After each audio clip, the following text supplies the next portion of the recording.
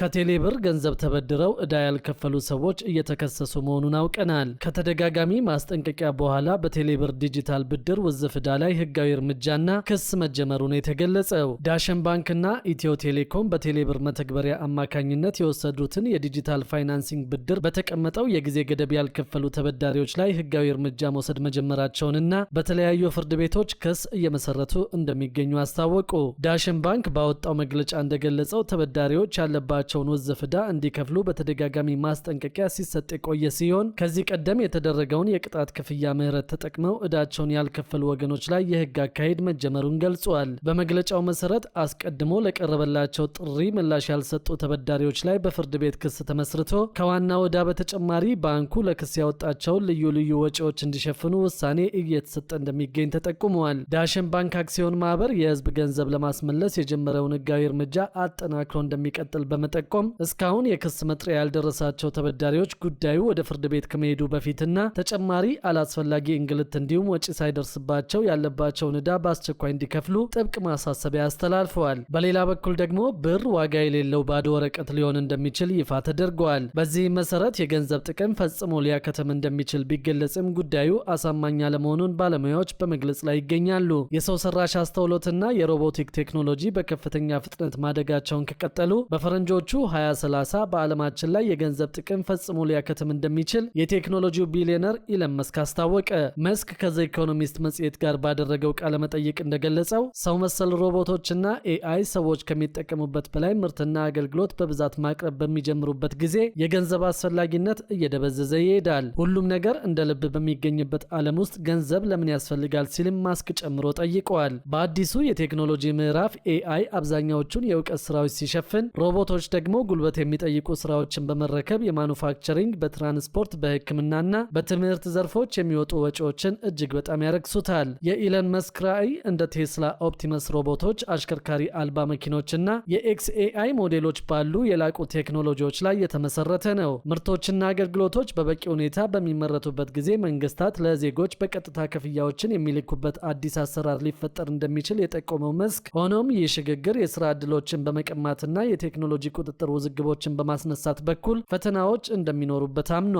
በሌላ በኩል ይህ የኢሎን መስክ የግል ትንበያ እንጂ የተረጋገጠ እውነት አለመሆኑን የኢኮኖሚ ባለሙያዎች አሳስበዋል። ሮቦቶች ቢኖሩም እንኳን የመብራት አቅርቦት፣ የመሬት ስፋትና የሰው ልጅ ትኩረት መጠናቸው የተወሰነ ስለሆነ ሁሉንም ነገር በነፃና እንደ ልብ ማቅረብ አይቻልም። ስለዚህ ገንዘብ አሁንም ያስፈልጋል ሲሉ እየገለጹ ይገኛሉ። እንዲሁም የሮቦቶቹ ባለቤትነት በጥቂቶች እጅ የመውደቅ ስጋት በመኖሩ ምክንያት እስከ 2036 ገንዘብ ጥቅሙን ያጣል የሚለው ግምት አሁንም ብዙዎችን እያስማማ አይደለም። በሌላ በኩል ደግሞ የኢትዮጵያ መንግስት ሙሉ በሙሉ ገበያ መር የውጭ ምንዛሪ ግብይትን ከተገበረ ወዲህ ውጤት እያመጣ ነው የሚለው የአይኤምኤፍ ሪፖርት ተቃውሞ ገጥሞታል። ከዚህ በተቃራኒ የውጭ ምንዛሪ ስርዓቱ ሙሉ በሙሉ ገበያ መር መደረጉ ድህነትን አባባሽ እንደሆነ የዓለም ባንክ የፖሊሲ ሰነድ አመልክቷል። የዓለም ባንክ በተያዘው ወር ባወጣው የፖሊሲ ሰነዱ ላይ በኢትዮጵያ የውጭ ምንዛሪ ግብይት ስርዓቱ ሙሉ በሙሉ በገበያ እንዲመራ መደረጉ ድህነትን ከመቀነስ ይልቅ ማባባሱን አስታውቋል።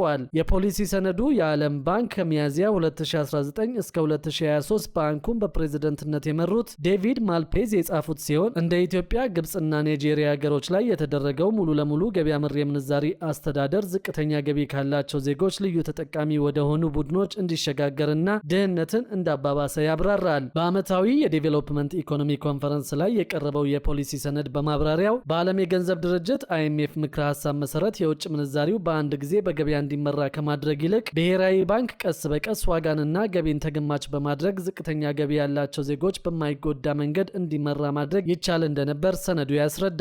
በሌላ በኩል በዲጂታል ስርዓት ለሚደረጉ ክፍያዎች የሚጠየቁ የአገልግሎት ክፍያዎች ዝቅተኛ እንዲሆኑና ፍጥነታቸው እንዲጨምር ማድረግ እንደሚገባ፣ ዜጎች ገንዘባቸውን በአነስተኛ ዋጋ በፍጥነት ማስተላለፍ እንዲችሉ፣ ዝቅተኛ ገቢ ያላቸው ዜጎች ለሚያስተላልፉት ገንዘብ እንዲከፍሉ የሚደረገው ወጪ አነስተኛ እንዲሆን በማድረግ ድህነት እንዳይባባስ ማድረግ ይቻል እንደነበር ሰነዱ ያብራራል። በተጨማሪም የኢትዮጵያ ብሔራዊ ባንክ የውጭ ምንዛሪ የሀገር ውስጥ የመገበያያ ገንዘብ ዝውውሮችን በማይጎዳ መንገድ መግዛትና መሸጥ ማድረግ የሚሉ ጉዳዮችም ተጠቃሾች ሆነዋል።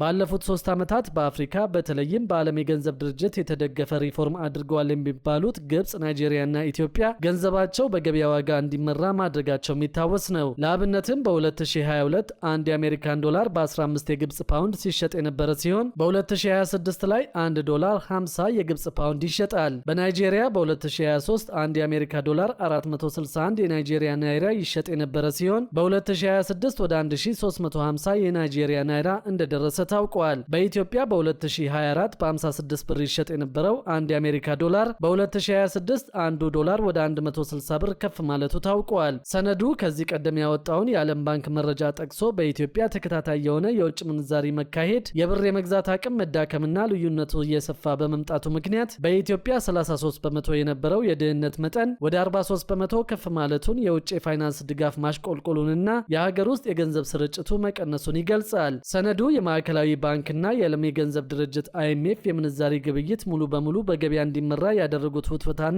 የተለያዩ አይነት የምንዛሪ ግብይቶችን መፍቀድ በተለይም በኢትዮጵያ በናይጄሪያና በግብጽ ለሚታየው ድህነት ዋነኛ ምክንያት ነው ይላል። የዓለም ባንክ በኢትዮጵያ 200 ፕሮጀክቶችን እንደሚያከናውን የሚያብራራው የፖሊሲ ሰነዱ ከነዚህ ውስጥ 44 ያህሉ አሁን እየተከናወኑ መሆናቸውንና የኢትዮጵያውያን የነፍስ ወከፍ ገቢ $1100 መድረሱን አገሪቱ አሁንም ከዓለም ደሃ ሀገሮች መካከል እንደምትመደብ ያብራራል። የዓለም ባንክን ከ2019 እስከ 2023 በፕሬዝደንትነት የመሩት ዴቪድ ማልፔዝ በማብራሪያቸው በ2019 በኢትዮጵያ ባደረጉት ጉብኝት ከጠቅላይ ሚኒስትር አብይ አህመድ ጋር የመገናኘት እድል ገጥሟቸው እንደነበር ገልጸዋል። በጉብኝታቸው ወቅት በ2019 ብር በ28 በመቶ ተዳግሞ እንደነበርና የውጭ ምንዛሪ ግብይት ስርዓቱ የተለያየ አይነት ምጣኔ እንደነበረው አስረድተዋል። የዓለም ባንክ ዋና ስራ አስፈጻሚ በመሆን ከ2019 እስከ 2024 እና የባንኩ ጊዜያዊ ፕሬዝደንት በመሆን ከየካቲት እስከ ሚያዝያ 2019 ድረስ ያገለገሉት ክሪስታሊና ጆርጂየቫ ጋር በመሆን ጠቅላይ ሚኒስትሩ የውጭ ምንዛሪ ሙሉ በሙሉ በገበያ ስርዓት ይመራ የሚለውን አካሄድ እንዲያስቆሙ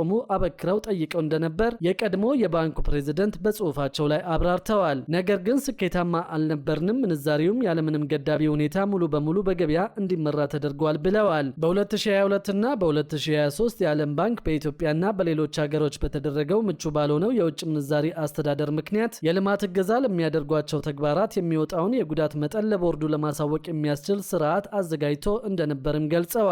እኔ ለቦርዱና በምንዛሪ ምክንያት ገንዘባቸው ለሚዳከም ሀገሮች የውጭ ምንዛሪ ሙሉ በሙሉ በገበያ ሲመራ ድህነት እንደሚገጥማቸው አሳስቤ ነበር ብለዋል። በአጠቃላይ የብር የምንዛሪ ዋጋ ሲዳከም የሚገኙ ጥቅሞች ለመንግስት ባለስልጣናት ቅርብ ለሆኑ ግለሰቦች እንደሚሆኑ፣ ኪሳራው ደግሞ ድህነት ውስጥ ያለው ህዝብ ላይ የሚጫን ነው ያሉት የቀድሞ ፕሬዝደንቱ ተጎጂዎች ኪሳራ ውስጥ የገቡትና የአይኤምኤፍን ዕዳ የሚከፍሉት በብር የሚከፈላቸው ዜጎች ናቸው ብለዋል። እድገት የተረጋጋ ገንዘብና ዝቅተኛ የአገልግሎት ክፍያ እንደሚፈልግም ጨምረው አብራርተዋል። የቀድሞ የዓለም ባንክ ፕሬዝደንት ይህን ይበሉ እንጂ ከዚህ ቀደም በዓለም ባንክ ከፍተኛ የስራ ኃላፊ የነበሩትና አሁን አይኤምኤፍን በዋና ዳይሬክተርነት እየመሩ የሚገኙት ክሪስታሊና ጆርጂየቫ ተቋማቸው በየጊዜው የሚያወጣቸው ጽሁፎች የኢትዮጵያ መንግስት ሙሉ በሙሉ ገበያ መር የውጭ ምንዛሪ ግብይትን ተግባራዊ ማድረግ ከጀመረ ወዲህ ውጤት እያመጣ እንደሆነ ተናግረዋል። በኢትዮጵያ ተወዳዳሪነት እያደገ የውጭ ምንዛሪ ግኝትና ክምችት እየጨመረና ኢንቨስትመንት በይበልጥ እየተሳበ መሆኑን ያስረዳሉ።